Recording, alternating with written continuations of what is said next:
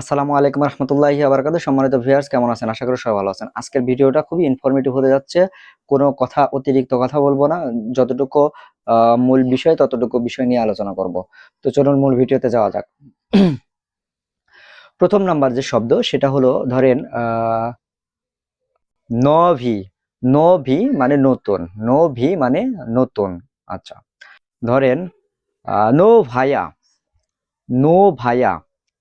তো no V মানে নতুন, নো ভাইয়া, নো ভাইয়াও মানেও নতুন। তারপরে ন ভিয়ে, ন ভাইয়ে, ন ভাইয়ে, ন ভাইয়ে মানেও নতুন। টোটাল তিনটা শব্দ। কয়টা শব্দ? তিনটা। একটা হচ্ছে নভি, একটা হচ্ছে নো ভাইয়া, আর একটা হচ্ছে নো ভাইয়ে। তো এই টোটাল তিনটা শব্দ।